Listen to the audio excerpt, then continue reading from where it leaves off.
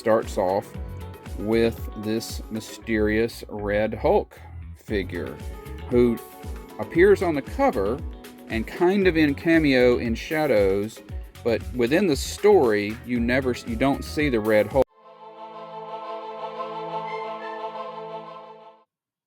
Hi, I'm Glenn Simpson, and I've collected comics for over 40 years, and I'm showing off my collection one box at a time.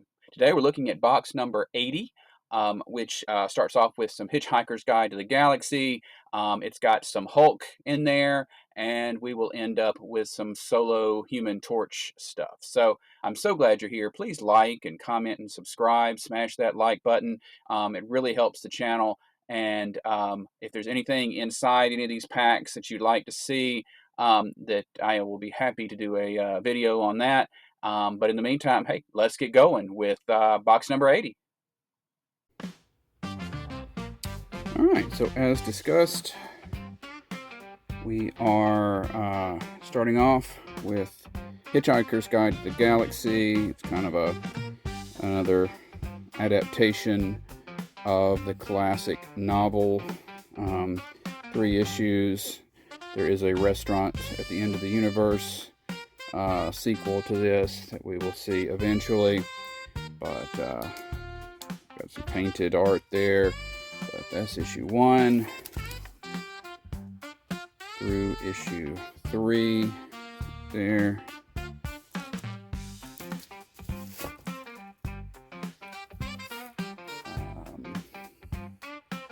So Hitman was a character that came out of the Bloodlines line of annuals that DC did one year.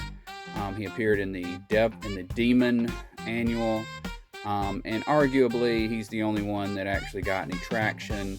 Just various individuals got bit by these aliens, and most of them died, but a few got superpowers. Hitman was already a hitman, but he gained X-ray vision and telepathy so that just made him, even more deadly. Lots of humor and things like that. I kind of not really my cup of tea, but tried to catch a couple of issues that had regular DC heroes guest starring in there. So. Issue 12 being one of those with Kyle Rayner, Green Lantern in there, and 16 has Catwoman. He's enjoying his fight with her a little bit too much. Did I mention he has X-ray vision? And just because I've got it was a big thing during the DC 1 million crossover. Everybody got a 1 million issue, so I went ahead and got his 1 million issue, and I think I may still have a couple more books on the want list. I got randomly sent by my comics provider some one-shots from the AWA company. One of them is this Hit Me series where there's something about she likes to get hit, and so she goes out looking for to be like a bodyguard or something because she knows there's a good chance she'll get smacked, something like that. I read it once. It was actually not bad. I'm just not recalling exactly all the details. So issue 1 of that, but that's all I got because I didn't know it was coming. Hit Monkey, kind of a weird series. Basically, a monkey observes a guy, whatever you call it, that kind of Makuan, whatever, observes a hitman and decides to become a hitman himself. And there was a one-shot, and then this is the first issue of his 3-issue miniseries, and there's been, I believe, an animated series for Hit Monkey. I just have the first issue of this so far, but yeah, Hit Monkey. There you go. And he's just a monkey. He's not he doesn't talk. You know, he's not a talking monkey. He's a monkey. Then we have this 3-issue Hobbit series, which is kind of highly prized. Beautifully painted and illustrated. I believe this came out before the movies. So there you go. That's issue 1 of that. It's divided up into 3 issues. Issue 2. That there. And do I have to tell you what happens in each one? That would be kind of weird. In issue 3. There. Alright. Then horror movie maker Clive Barker put his name, scribbled on a napkin some ideas, and Marvel ran with them and put his name on the books. And one of them was this Hokum Hex. Right there. Issue 1 through issue 4. That I don't know. I can't remember if that's all of them or if that's just all I have. But there you go. Hokum Hex, issue 4.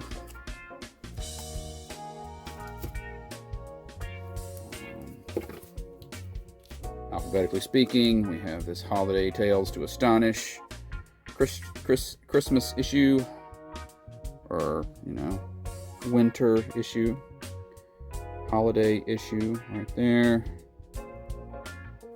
as the comic book companies tend to do. From Image, we've got the Homage Studios Swimsuit Special. I got it for the articles of clothing that weren't on. Anyway, there. It is what it is. And we've got The Hood, number 1. First appearance of Parker Robbins.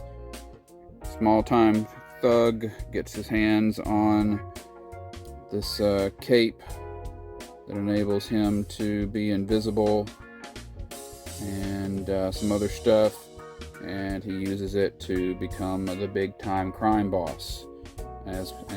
He was seen in the Ironheart TV series, but this is his first appearance right there. In The Hood, number 1, and then that runs through issue 2 there and ends with issue 6, but he'll go on to show up in various other series later.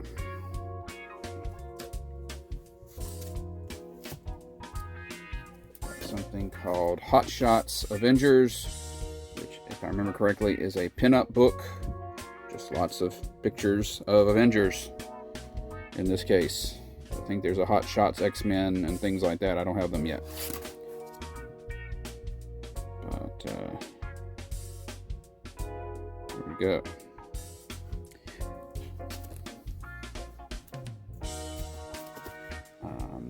Then we have DC's Hourman series. So, remember that 1 million thing I just mentioned earlier?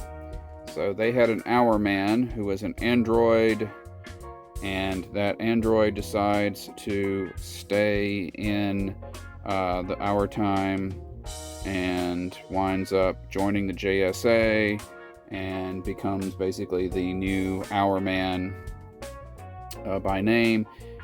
In this series, we kind of, work through his adventures trying to come to grips with his humanity. Is he human? Is he not human? Does he want to be human?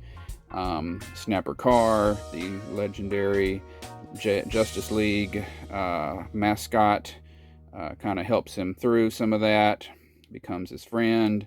Rags Morales, known for his art on Identity Crisis, does a lot of the art here.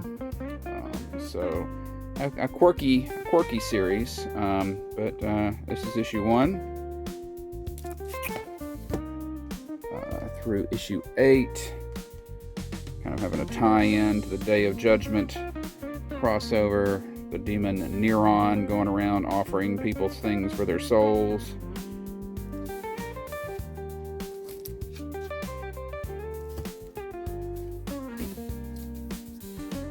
Issue 9.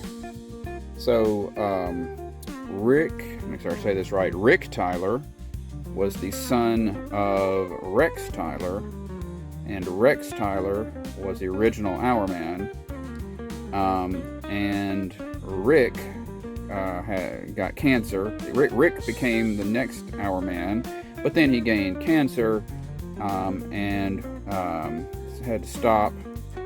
And so in this issue we deal with him not being too happy about this other Hourman floating around. But Rick would actually get better and become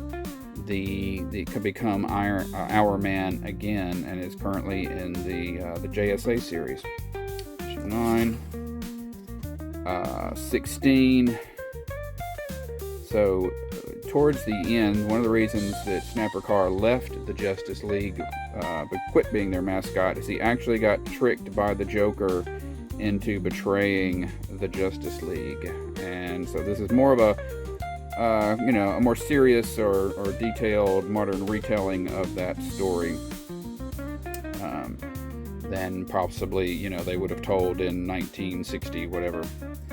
So that's issue 16.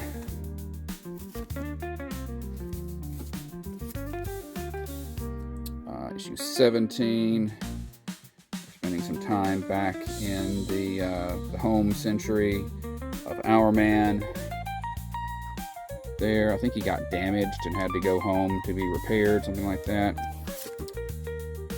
And issue 25, the final issue of Hourman. As always, if you'd like to see more of the issues of that series, I could leave a comment. Next, we have House of M, the classic Marvel crossover. Scarlet Witch in a fit of great power following the Avengers Disassembled storyline kind of thing. Rewrites reality such that mutants have always kind of ruled the earth, and what happens when that's the case. So Brian Bendis doing the writing, Olivier Coipel doing the art. Issue 1 of House of M. Issue 4 right there.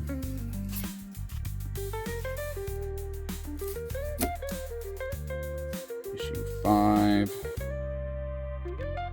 there.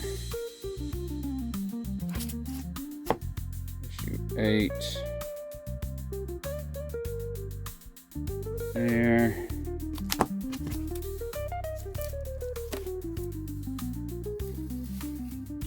Oh, that was it. So that issue 8, coming out of issue 8, she will famously say no more mutants, and that will have the opposite effect, that most of the world's mutants will lose their powers, and we'll get down to about 200 around the world. Conveniently, all of our favorites will still have their powers. So then, jump forward a few years to the Secret Wars crossover, and we once again have a sort of a different version, but the same general idea. A mini-series about a world in which the mutants are sort of in charge of everything, particularly Magneto. And Dennis Hopeless writing that, issue 1 through issue 4 of that.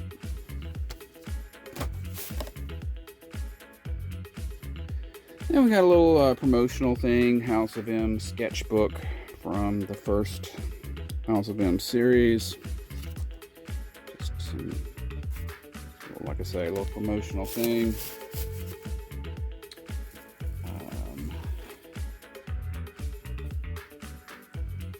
And there was a series that, again, kind of revisited that. That kind of snuck up on me. I didn't really get it when it first came out, so I'm getting those are on my want list. 'Cause I don't think this was at the time of either one of them. I think this was later. But House of M Avengers #1 and House of M Avengers #5. So I gotta get the rest of those.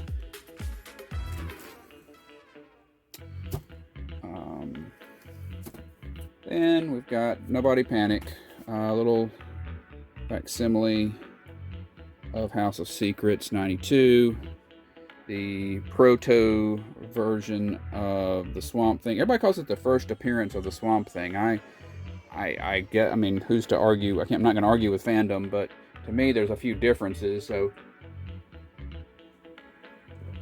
I always felt like this is sort of a proto version of the Swamp Thing, but beautiful Bernie Wrightson art on there. Then we get to House of X. So this was one of 2 miniseries that came out. They were running at the same time and kind of alternating, House of X and Powers of X. That introduced the Krakoa period for X-Men. They are all gathered on an island, a sentient island. Once again, the mutants are trying to just unify all in one place. And they've got a few things going on. They've got a way of resurrecting themselves if they die. They've got a medicine that they are selling to the outside world as a way of saying, leave us alone and we'll keep selling this to you. The medicine helps people live longer and be healthier and things like that. There's a council. They've made it open to all mutants, not just the good ones. So there's some inner strife there. So it was several years. It was introduced by writer Jonathan Hickman, and he kind of wanted it to end at some point, and Marvel was like, no, we're making too much money off of this. So he left when they wouldn't end it when he wanted to, and so they continued it for a ways longer. Anyway, House of X #1 through House of X #6, right there.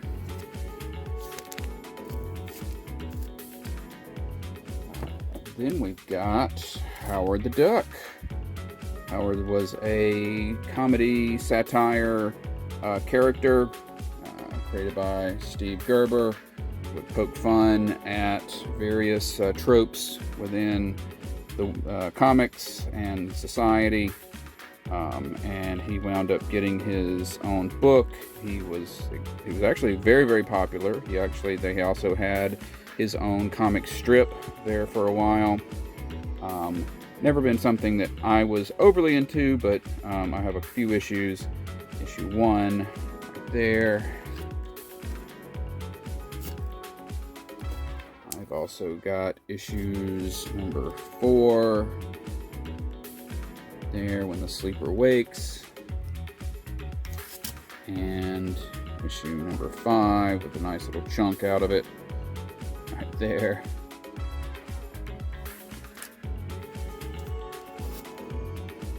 And he had a kind of a resurgent series. There was a complaint from Disney, before Disney owned Marvel, a complaint from Disney that Howard looked too much like Donald Duck. And so in a fit of humor, it said, well, okay, if you don't like him as a duck, we'll make him a mouse. So as part of the storyline, he gets turned into a mouse. And a more general after effect will be that Howard starts wearing pants. to further differentiate him from blah blah blah Disney's Duck character. This series runs through issue 6. Donald Duck. Good Lord. Although I'm not really a Disney person. I mean, obviously I know all the main characters, but I was blanking on Donald there for a second. The Secret Wars series, again, lots of different scenarios. This one was, instead of it being a duck coming to the regular world, in it a human goes to a funny animal world. So Howard the Human, right there. So then we've got Hulk #1 from John Byrne, and this series, make sure I'm about to say this right. Yeah. So this series starts off, and it is Hulk. And again, John Byrne doing the writing, Garney doing the art, and it is his new series after all of the Heroes Reborn, Heroes Return kerfluffle, and which his series didn't end, but there was like a Hulk there and a Hulk there, and then they merged them and some things, but of note, well, we'll talk about it in a second. So April 1999. Then we've got issue 4 right here.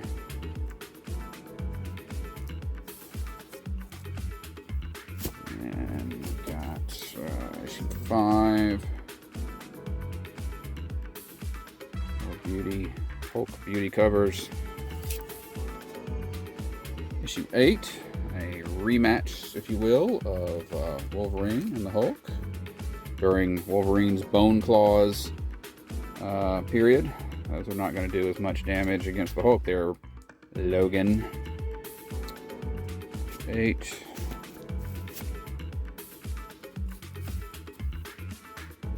Issue 9. Going up against the Thing. Byrne has left the book. And then issue 11, Jerry Ordway, I guess doing the writing.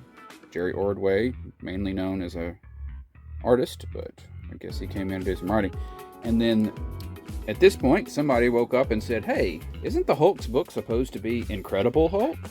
And so we jump to, we will see eventually, we will see in an upcoming box where this goes next, but it is an Incredible Hulk. Number 12 is the first issue of that iteration of Incredible Hulk, this being the last issue of this Hulk.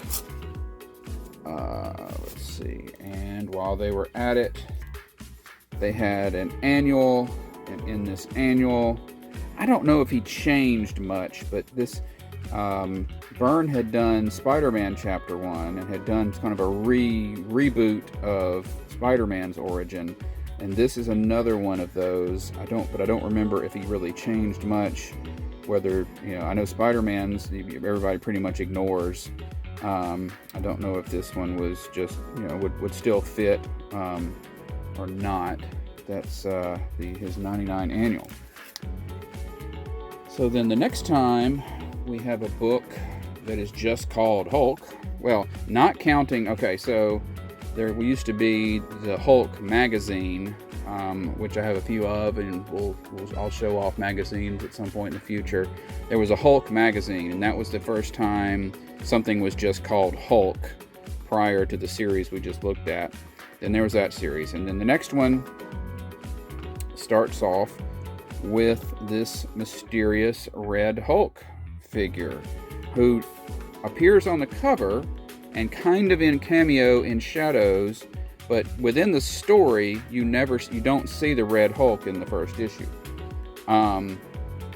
But of course, in retrospect, it's pretty well known that he is General Thaddeus Thunderbolt Ross, who gained the abilities to become a Red Hulk, and this is the first issue of. So this is listed as like his first cameo and first cover appearance, and then issue 2 is technically, I believe, his first appearance, like inside the book, full appearance inside the book. It's issue 2 through 4. So there's another. I think there's a variant cover where you have regular Hulk over here, so they form an image.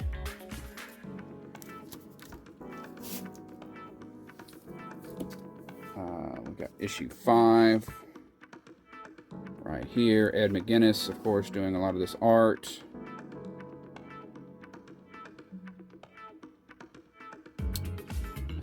This is a variant edition of issue 5. There. Issue 8. Arthur Adams doing the cover here. Moon Knight, Ms. Marvel, Sentry.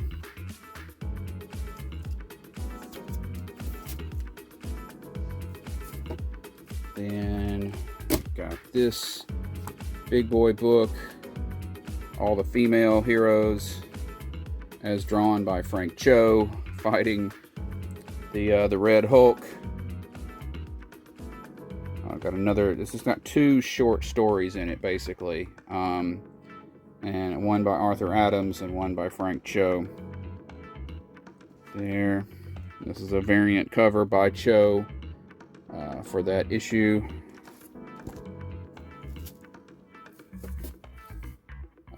We've got issue 10. Another connecting cover. This one so we got regular Hulk and the Defenders, who weren't the Defenders at the time, but they were the original members of the Defenders, teaming up together to go up against Red Hulk and some people that he's rounded up to be on his side. It's issue 10. Issue 11, another shot of the Hulk and the Defenders there. Right there.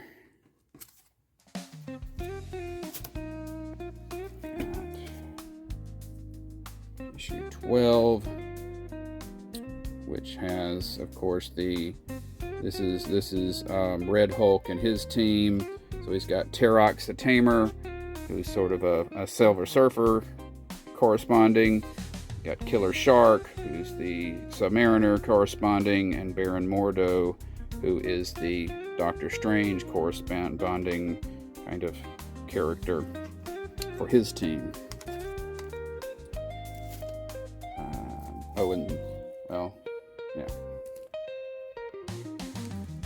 This one has a brief, I believe, cameo of the Red She-Hulk, which then this one has the first full appearance of the Red She-Hulk there, which we don't see on the cover. We see Red Hulk fighting Elektra.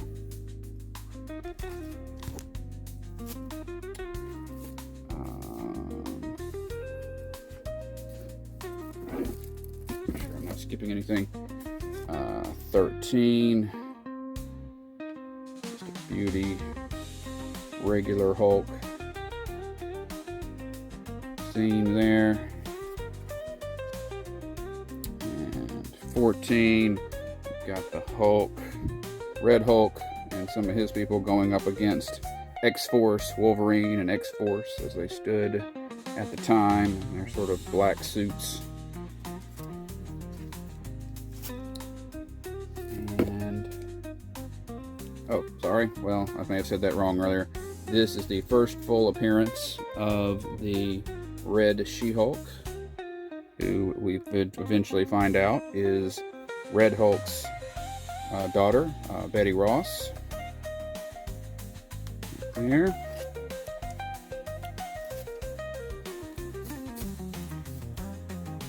But they don't know. He doesn't know that she's his daughter. I don't remember if she knows that he's her father. But I guess it's a good thing they didn't try to make out. Issue 17 there through issue 20. Get into this Fall of the Hulks crossover. Still Red Hulk fighting, just friggin' fighting everybody. Just always fighting everybody all the time. Issue 21. Going against Modok in Hulk 21. And issue 24. We've got the resolution of the World War Hulks storyline. There.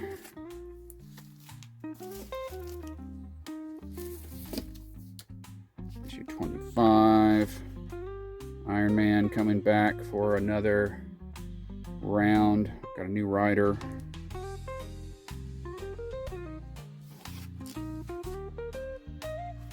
Issue 29. Two Hulks together. Grr, grr, grr, grr.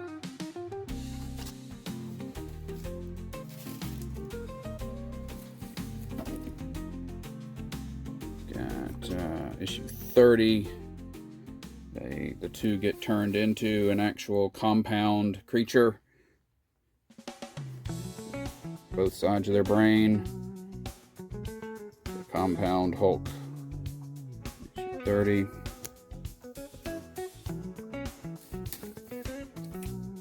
Uh, 30.1. Marvel did all these kind of little one-shots. They were 0.1 issues just to kind of give people a little flavor of what the books are like, and just verifying. Yeah, they were $1 less. So normally they were $2.99. I mean, the normal like the other previous issue was $3.99. This is $2.99. So just a little sampler, little box of chocolate.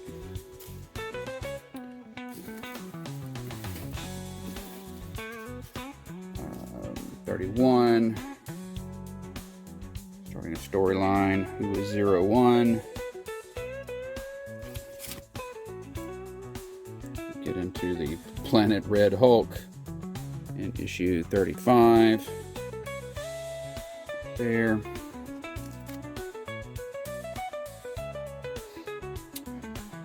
Alright, issue 36. We're bringing back Zax.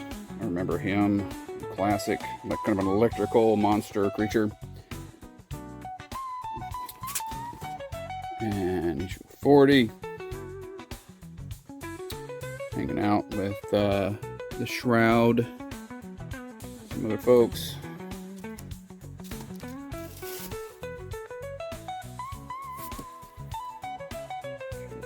Issue 41. Something called Omegex. Omegex. Issue 44. Hanging out with Machine Man. Dealing with some Arabic mysticism.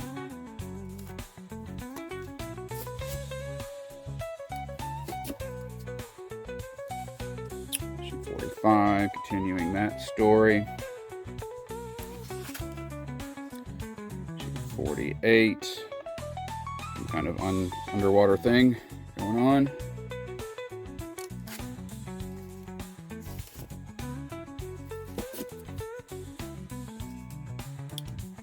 '49.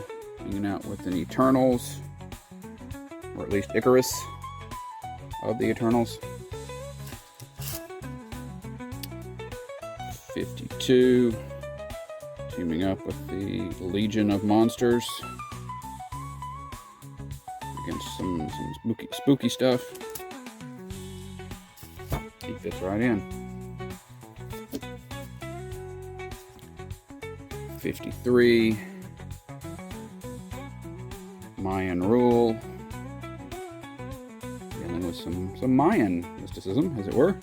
53 through 57. And that was the end of that series.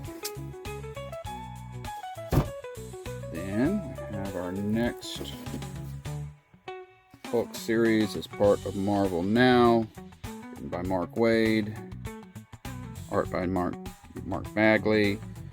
He's back to being a intelligent Professor Hulk kind of thing. Issue 1 through issue 4. I think this is the series where it's established that even though he's walking around talking like a professor, that's not Bruce Banner. That's not Bruce Banner in control. That's a separate personality that just happens to be the Professor Hulk, if you will. And when they figure that out, they realize that Banner is still being sort of, I guess, held captive, if you will, and all poop breaks loose. So issue 4. Got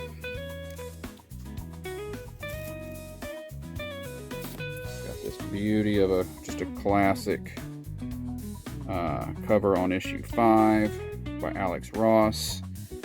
Kind of a timeless cover before there were timeless covers. In issue 12, got this Gamma Corps.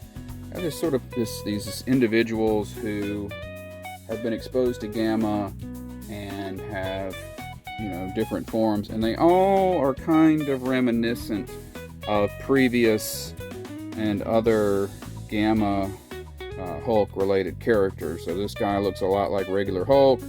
This person's a lot like Betty Ross when she was Harpy. This guy looks a lot like the Leader. Things like that. Issue 12.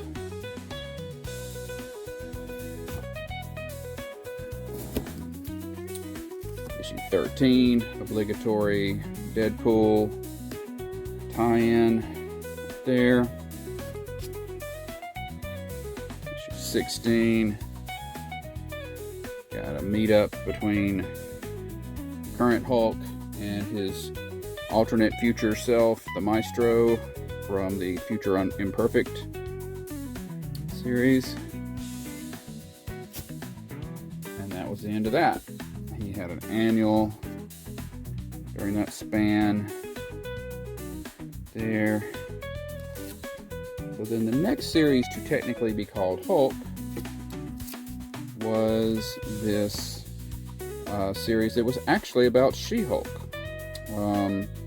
And I think if I remember something about, it's Jen Walters, and her energy gets kind of screwed up, and she starts turning into a gray She-Hulk, and it is her gray She-Hulk form is back to being a rampaging creature again, and it's not tied to anger though, it's tied to fear. So when she gets scared, she transforms. That's issue 1 through issue 7. Yeah, she's got these little green scars at the time. Very much a departure from your burn jump rope She-Hulk. Issue 8 right there. Issue 11, we kind of start drifting our way back to regular She-Hulk, and I believe that this is the last issue. I believe we'll drift back into a regular She-Hulk series after this. So, but that issue 11, the final issue of that.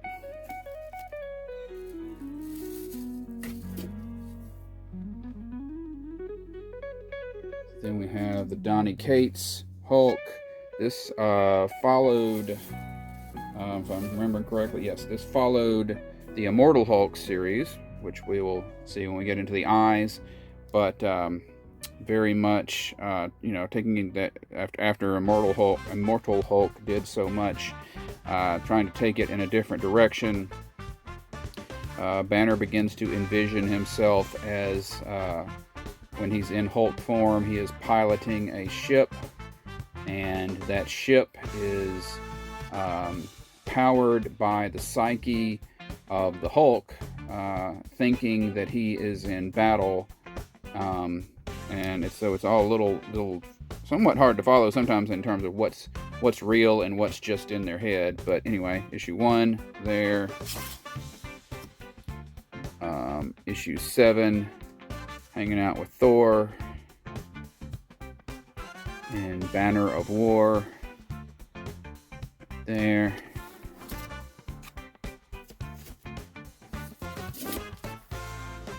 Issue 8 there.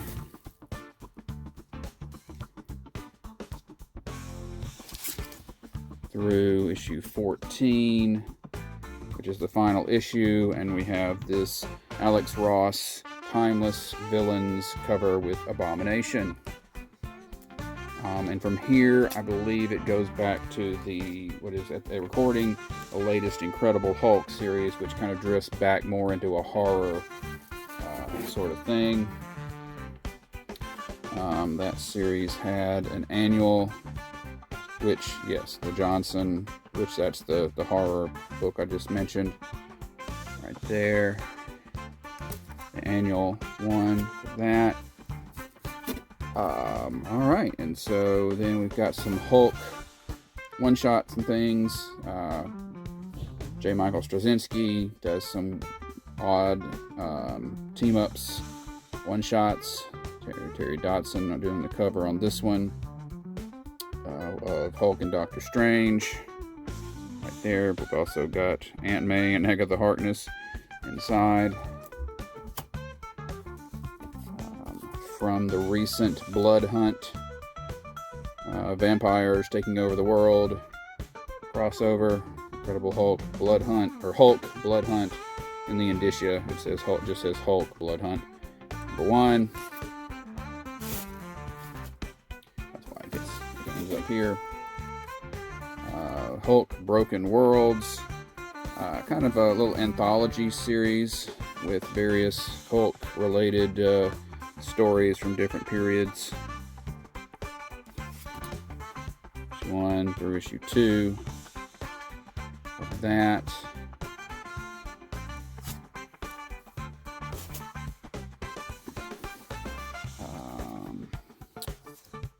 Hulked Out Heroes, so during that Jeff Parker period of that, so the kind of the time of the Red Hulk and stuff, there was this Hulked Out where basically the various heroes were getting, absorbing gamma radiation and becoming hulky versions of themselves. And we have 2 special issues viewing that. Issue 1 of Hulked Out Heroes, and issue 2 of that. Looks like there's some time travel involved as well.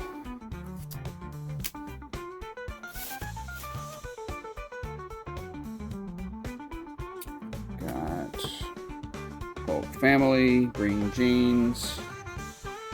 Just again, an anthology of different Hulk-related characters, including Lyra, the future daughter of Hulk and Thundra. Looks like that.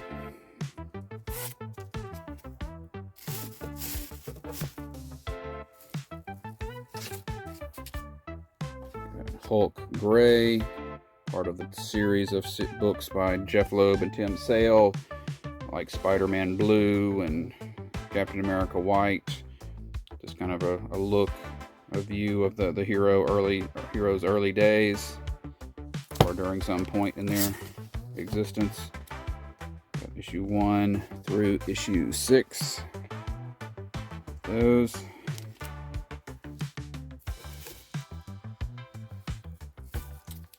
Alright, this is Monster Size Hulk on the front, but inside it says Hulk Monster Size. Ergo, here we are. Just another one-shot with some Hulk stories in it. Special issue. I don't know if it's a 5th week thing or why we're doing that. Hulk Raging Thunder. I think this is where we get the mating, shall we say, of Thundra and the Hulk, because she wanted to produce the most powerful daughter she could, so she came back in time to get it on with the Hulk. I think it's not actual, you know, they don't do it the old-fashioned way. Let's just say. Issue 1.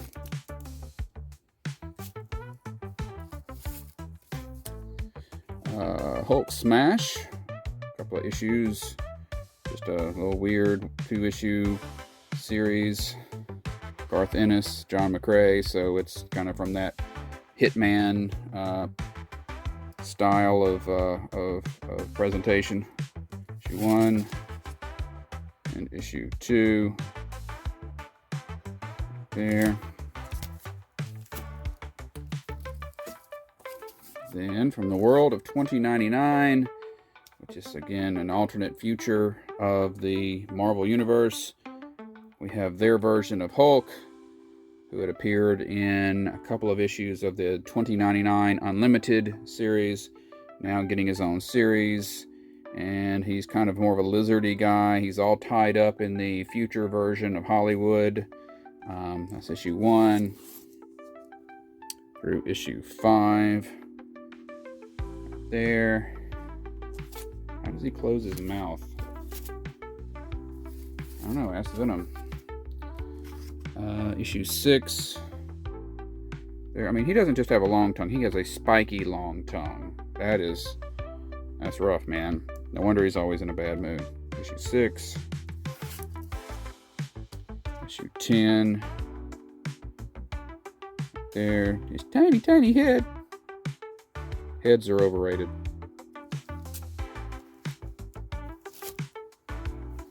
Oh, that was it. That's it for that. We got this Hulk versus Hercules one shot right here.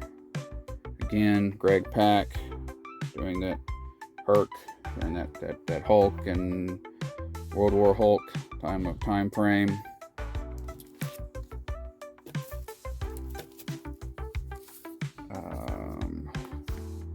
Hulk versus Thor, Banner of War, Part 1. We saw an issue. This was a crossover between Thor and Hulk, and we saw one of those issues earlier, just a few minutes ago. And this is the alpha issue that starts that off. We're at 60 years of Hulk and 60 years of Thor.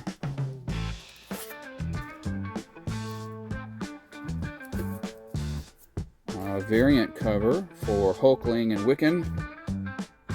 Right there. The son of the biological son of Captain Marvel, and a Skrull princess who has his, who's able to take the shape of his sort of became Hulkling. He thought he was trying to be a Hulk character, and laid on that he was related to Hulk when in fact he wasn't. And then of course Wiccan is one of the two sons of the Scarlet Witch, right there. So issue 1 of that. But the only issue of that. Then we get Hulkverines. What's better than, you got Wolverine, you got Hulk. What could be better? What if you had a Hulk that had Wolverine's claws? I mean, that's the pinnacle of the best thing ever. So, new guy, gets experimented on, gets these powers, and he runs around for a little while, called Weapon H, and he has adventures, issue 1 through 3, Greg Land covers, and that stuff.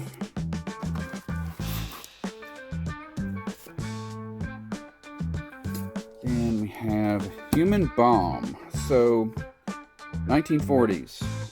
Quality Comics. They create a character called the Human Bomb. He's a guy who his skin causes explosions, so he has to stay in a suit all the time to keep from accidentally causing explosions. Then that character gets bought by DC, gets put into their Freedom Fighters storylines series, living on the Earth X, which is the Earth where the Nazis won World War II, as seen in the recent Peacemaker series, as at time of recording.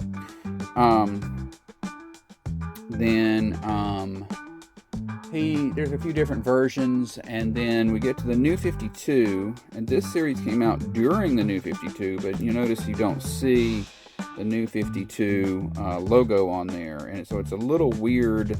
Don't know where they were going with it. I don't know if this is just a trademark preservation thing, but Justin Gray and Jimmy Palmiotti and Jerry Ordway telling the story of a brand new guy with a similar affliction, and he becomes the Human Bomb, and he ends up in space and fighting aliens and stuff.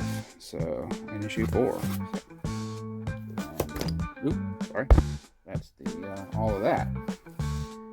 So, now, jumping back to the 1970s, we have The Human Fly. So, this is a fictionalized tale about a real-life stuntman who apparently was trying to be like the next Evel Knievel, trying to make a name for himself.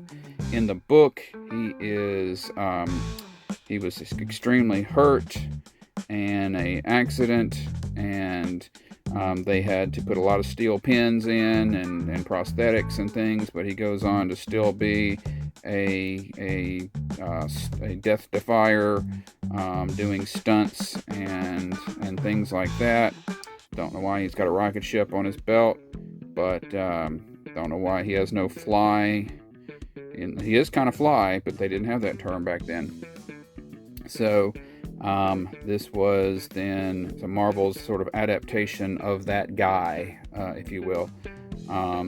He's the wildest superhero ever because he's real. And so in the comic, of course, he keeps getting himself into these situations where he has to use his abilities, such as they are, to help people. So that's issue 1. I'll try to quit hitting the camera any minute now. Issue 2. He meets Ghost Rider. There he hangs out with a lot of the Marvel Universe. So if you're looking to get all of the appearances of somebody, you might need to check Human Fly. Issue 4. There. Sal Buscema. On that cover. Issue 5. A lot of his interior art by Carmine Infantino, who's at this point in his career may not be everybody's cup of tea. Infantino would go back to DC and do Flash, the original Flash. Issue 5, though. Issue 8.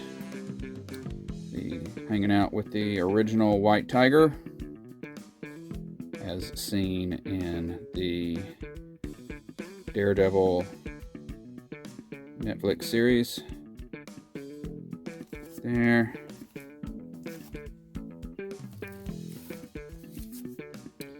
Issue 9. Little John Byrne cover on here for you John Byrne enthusiasts. There.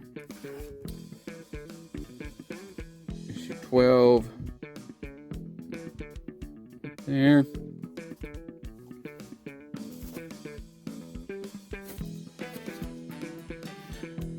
Issue 13. All tied up in some snow stuff. Through issue 16 at Niagara Falls. Still only 35 cents.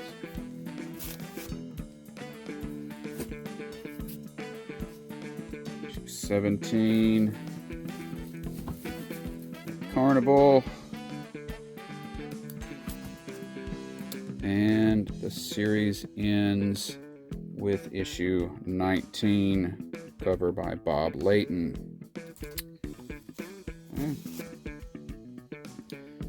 So next we go to Human Target. So the Human Target is a DC character. He didn't really have his own book in the classic days, but his thing is if you were somebody who was at risk of being killed and you knew it, you could hire him. He would disguise himself as you and, avoid you getting killed, and, along the way catch whoever it was that was trying to kill you. He had two television shows, one of them on ABC TV. So DC put out this Human Target series. He had a lot of backup series and other series and things like that. But because of the TV show, they decided to do this one-shot special. He would also get a Vertigo series right there, which I only have issue 1 of so far.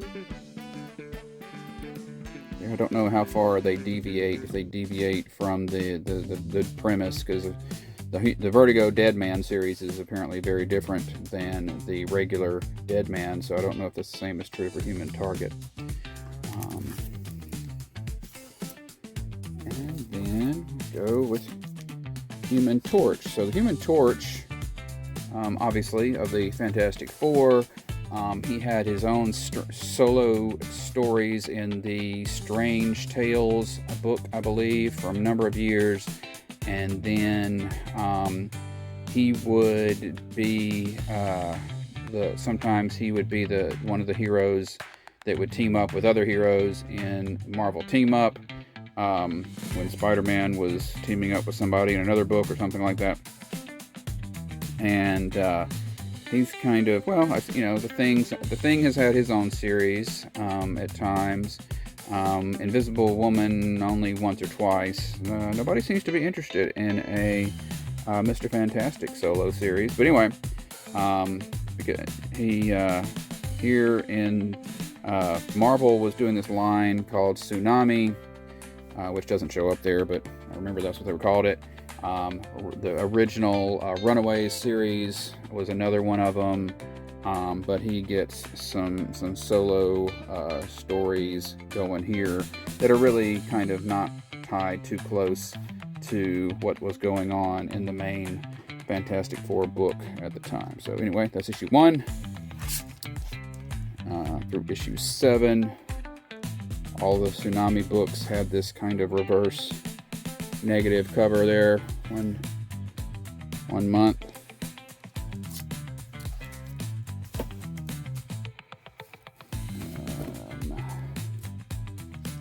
Issue 8 there, and that series ended with issue 12. Hanging out with his bud, the Thing. And then